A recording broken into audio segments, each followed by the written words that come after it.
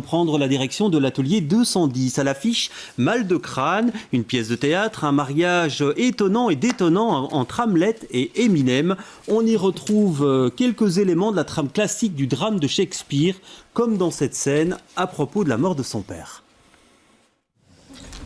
Ok, qu'est-ce qui t'arrive? Ton père est mort. Je sais que c'est moi qui l'ai tué. C'est pour ça que j'ai eu ta mère au téléphone. Comment peut-on avoir quelqu'un au téléphone? Il y a un buffet organisé. Comment peut-on avoir quelqu'un? Un buffet convivial au royaume d'Elsemer, tu peux. T'es pas obligé, mais si ça te fait plaisir, tu peux même ramener ta petite copine. Super. Va bouffer le buffet de ma mère. Je viens avec toi à l'enterrement. Je n'y vais pas. Tu ne peux pas venir avec moi, je n'y vais pas. Tu es sous le choc. Je ne suis pas sous le choc. Respire. Pas besoin. Il était fier de toi. Je n'ai pas besoin de respirer, je suis d'une autre essence. C'est la honte d'être d'une autre essence. Ah, elle se meurt. Si tu ne te rends pas sur sa tombe, il te hantera. Non merci, c'est gentil de me sauver, mais il me hantera de toute façon. Il me hantera de toute façon. On fait l'aller-retour, on n'en parle plus. Demain, on joue à Boston. Tout cet album pour les fuir et un aller-retour, on n'en parle plus. On y est presque, Hamlet. Mais presque quoi? Presque célèbre? Ah, presque célébré. J'ai besoin de toi hors du monde, j'ai besoin de toi à l'intérieur du contre-monde. Arrête! Bonsoir Louise Emo. C'est vous qui avez mis en scène, vous avez participé à l'écriture de ce spectacle. Alors ça vient d'où cette idée de réunir la figure d'Hamlet et d'Eminem? Oui, c'est un peu étonnant a priori. En fait, dans le processus de travail, c'était plutôt deux recherches séparées qui se sont fusionnées au fur et à mesure de la recherche et des occasions de les explorer au plateau en écriture. Et en fait...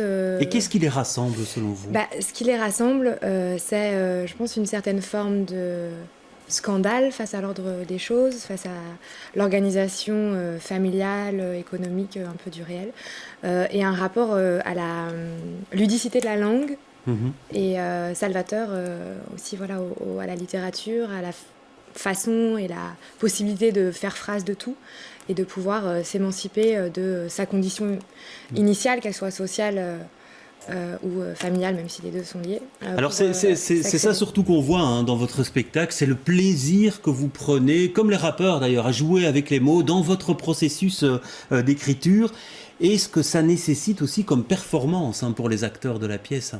Oui, c'est ça, c'est-à-dire que c'est une théâtralité de l'effort, où j'ai envie qu'on puisse voir l'acteur en travail, en dépassement, ce qui raconte aussi quelque chose du fond, c'est-à-dire comment devenir soi, comment se performer. J'ai l'impression qu'on est aussi une génération où on réfléchit un peu sur ce terme-là, qui n'est pas non plus aisé à définir, mais du dépassement de soi permanent, de s'inventer des métiers, de porter des projets, d'avoir l'air débordé, tout ça. Et que Eminem aussi raconte ça dans sa technique qui va toujours plus loin, dans parler le plus vite possible pour ne pas mourir statique. Il a aussi cette impulsion comme ça. Parce que c'est vrai qu'on voit le décor, c'est un décor minimaliste, alors ils ont 2 micros, et puis ensuite, c'est eux qui font tout en fait, les acteurs, c'est une véritable performance, une performance scénique parce qu'ils bougent énormément, et puis une performance aussi dans le débit de ce texte à un certain moment. Oui, c'est ça.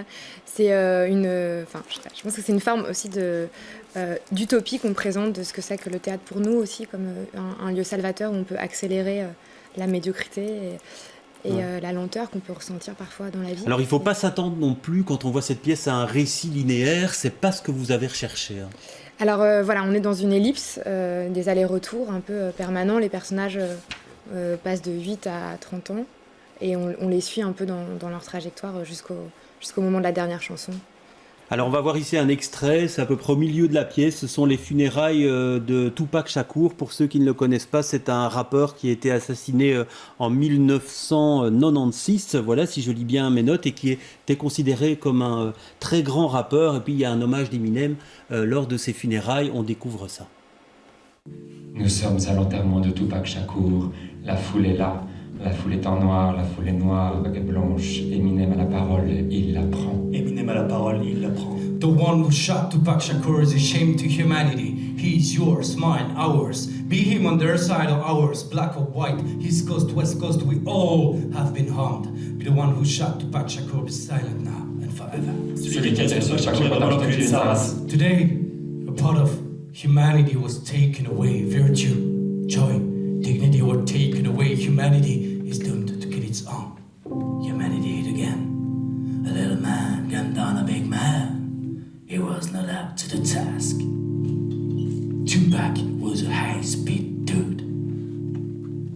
Tupac was all spark, flow, smile. was all win, medals, battles, struggles. Tupac was a high-speed dude. Only bullets got through. Voilà, et donc ce discours, c'est le fruit de votre imagination. En tout cas, vous l'avez voulu comme ça.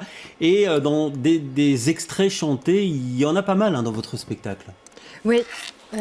Aussi bien en anglais qu'en français. Oui. Ben c'est ça, c'est aussi le langage qui est le personnage principal. Et donc on peut accéder aussi à enfin on essaye en tout cas d'accéder à une sonorité comme ça de la langue qui peut suffire à elle-même, même si elle est toujours quand même encadrée par un fil tendu des corps qui se cherchent et puis le déroulé de la fable.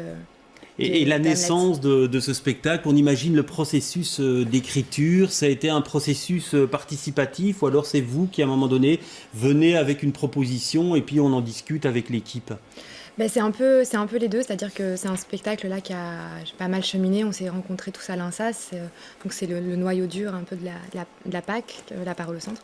Et en fait, c'est des partitions qui sont écrites, disons sur mesure pour les acteurs, un peu comme des jeans.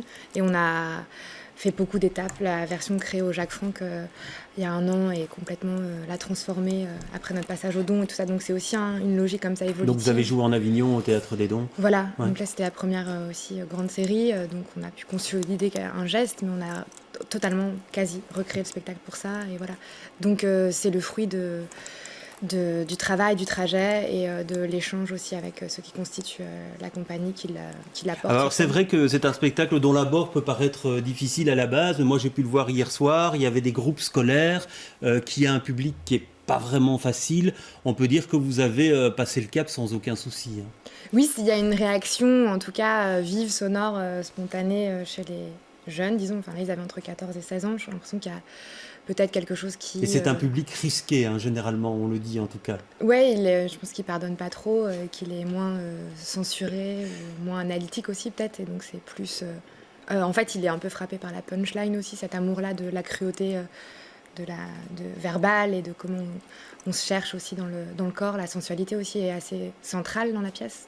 En tout cas, là, on a pu constater qu'ils étaient très réceptifs, en tout cas, au texte et à cette pièce. Merci, en tout cas, d'être passé sur ce plateau. C'est encore à voir pendant quelques jours à l'atelier 210.